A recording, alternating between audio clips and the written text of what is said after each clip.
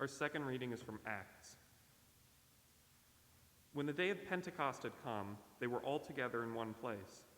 And suddenly from heaven there came a sound like the rush of a violent wind, and it filled the entire house where they were sitting. Divided tongues, as of fire, appeared among them, and a tongue rested on each of them. All of them were filled with the Holy Spirit and began to speak in other languages as the Spirit gave them ability. Now there were devout Jews from every nation under heaven living in Jerusalem. And at this sound the crowd gathered and was bewildered, because each one heard them speaking in the native language of each. Amazed and astonished, they asked, "Are not all these who are speaking Galileans? And how is it that we hear, each of us, in our own native language? Parthians, Medes, Elamites, and residents of Mesopotamia, Judea and Cappadocia, Pontus and Asia, Phrygia and Pamphylia, Egypt and the parts of Libya belonging to Cyrene, and visitors from Rome, both Jews and proselytes, Cretans and Arabs. In our own languages we hear them speaking about God's deeds of power." All were amazed and perplexed, saying to one another, "What does this mean?" But others sneered and said, "They are filled with new wine." But Peter, standing with the 11, raised his voice and addressed them. "Men of Judea and all who live in Jerusalem, let this be known to you, and listen to what I say. Indeed, these are not drunk as you suppose, for it is only 9 o'clock in the morning. Now, this is what was spoken through the prophet Joel. In the last days it will be, God declares, that I will pour out my Spirit upon all flesh, and your sons and your daughters shall prophesy, and your young men shall see visions, and your old men should dream dreams. Even upon my slaves, both men and women, in those days I will pour out my Spirit, and they shall prophesy. And I will show portents in the heaven above, and signs on the earth below, blood and fire and smoky mist. The sun shall be turned to darkness, and the moon to blood, before the coming of the Lord's great and glorious day.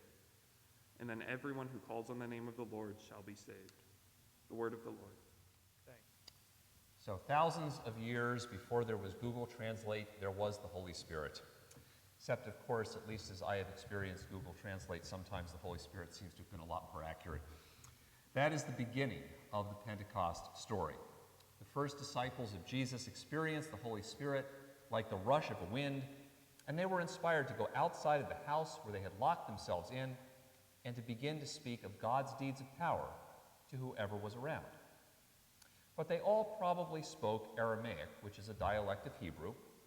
Yet even though they spoke in Aramaic, people who had come to Jerusalem from all over the world heard them speaking in the native language of each one of them. This was not to be confused with the speaking in tongues that Paul writes about later on, where people spoke in some kind of ecstatic spiritual language that nobody understood and needed somebody to interpret to everybody else.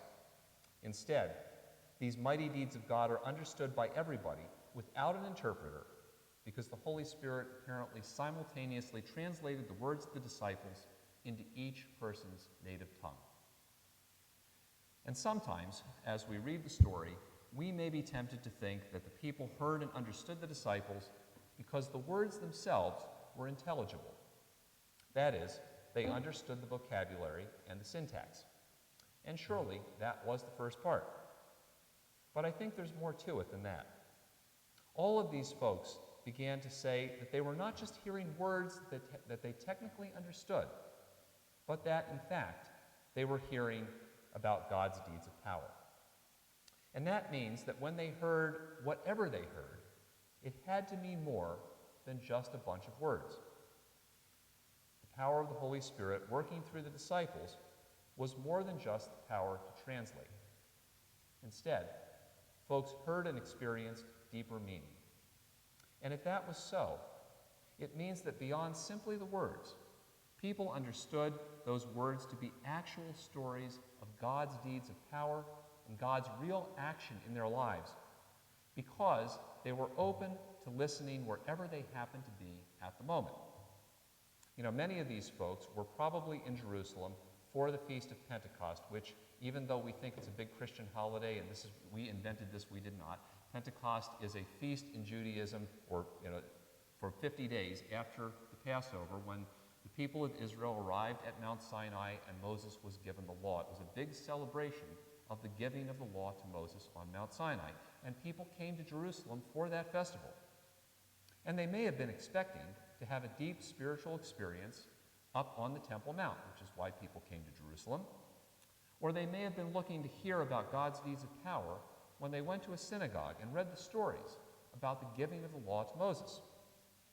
But just wandering around in the streets, in parts of the city where they may not have even planned to be because they were just wandering around looking for a bite to eat or something, who knows?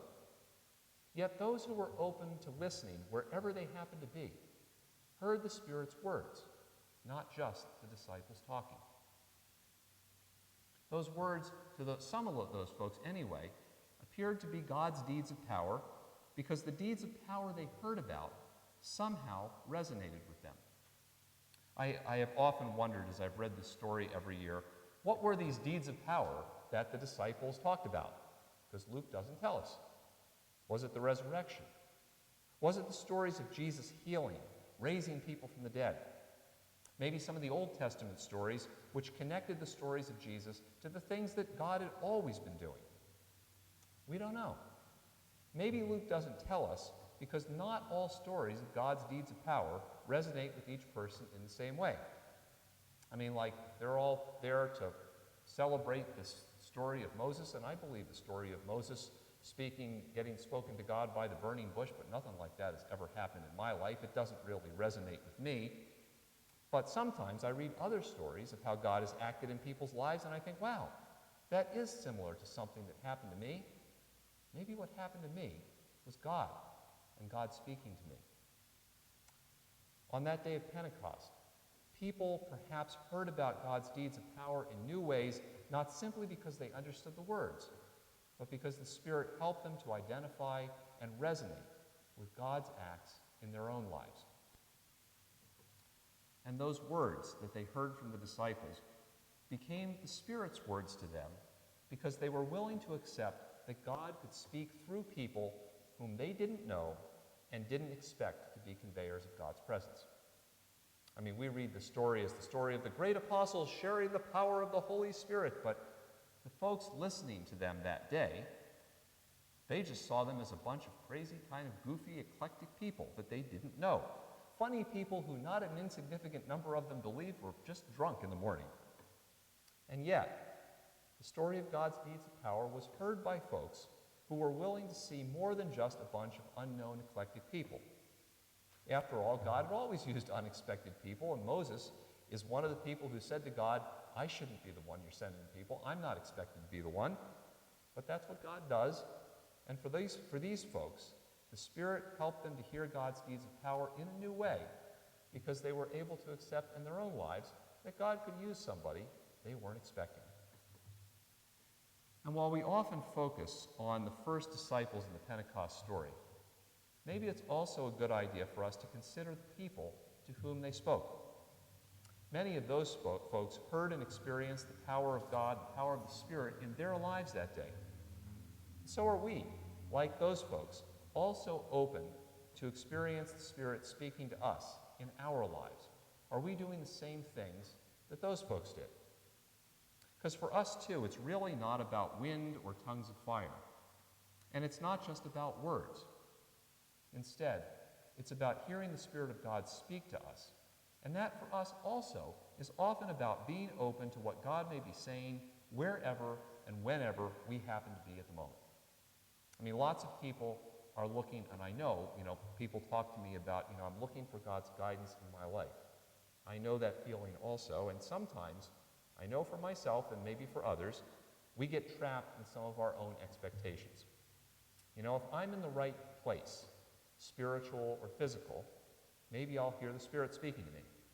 Or maybe if we're involved in prayer or worship or the right kind of meditation, then maybe we will be able to sense the presence and the guidance of God in our lives. And often, those things are helpful. But the story of Pentecost reminds us to be open to God working in our lives, to guide and enlighten us wherever we happen to find ourselves and in whatever seemingly non-religious kind of situation we may find ourselves in. For us too, just as on the day of Pentecost, God's Spirit may choose a different moment than we expect to slap us upside the head and try to tell us something. If we're open to that, sometimes we hear more than just words. Sometimes we'll hear the Spirit as well. For us too, listening to the Spirit and hearing the voice of the Spirit is about realizing that the things that resonate with us the most may be the way God is moving in our lives. I don't know what most resonated with folks in Jerusalem that day, but I suspect it was different for each one of them. But I do know that in my life, when I notice something that catches my attention or imagination and I simply cannot shake it, that's sometimes been the way God has guided me into thinking, living, or acting in a new way. You know, sometimes, especially during Lenten Advent, I open some of these devotional books that have various things, and as I go through those books in preparation, I read different people telling me about their spiritual experience and how God has acted in their lives, and often I read about these spiritual experiences by other people, and I think, I have no idea what you're talking about. This makes no sense to me, doesn't resonate with me at all. But other times, I feel like, wow, yeah, I've had that experience or that feeling as well. And often, it's the ways that God knows we can relate to, that God uses for the Spirit to speak to us and move in our lives and make the message more than just a bunch of words. And for us too, hearing the voice of the Spirit in our lives means recognizing that the people we do not expect can also be agents of God's voice in our lives. It's often been the case for me that when I pray for guidance or direction, that I realize at the end, the voice of the Spirit ends up coming out of the mouths of friends who are not particularly religious or do not believe in God at all. The Spirit uses all kinds of people, even people who don't think they're being agents of God, to speak to others. And it's been the case for me, and maybe for you too, that when somebody has told me that God helped them through me, I look back on that experience and I'm thinking, I don't remember that. It didn't seem to me like that at all at the time. But that's the way sometimes the Spirit works. You know, the story of Pentecost, it's cool unless you got to be the lector and read Parthians and Medes and Elamites and all that kind of stuff. But it's cool because it's a wild story of wind and tongues of flame and all that kind of stuff. But that's not really what it's about. Instead, the story of Pentecost is our reminder each year that God is always working through the Spirit to speak to us and to breathe new life into us. And God can and will do that in many ways, whether we're looking for God in our lives at that moment or not. But Pentecost reminds us that we're more likely to experience the Spirit when we, like those unsuspecting folks in Jerusalem, are open to God acting whenever and wherever we are. We're more likely to sense the Spirit when we're involved in activities and experiences that God would likely be using to speak to us. And we're more likely to hear the Spirit when we're open to listening to unexpected voices in unexpected places.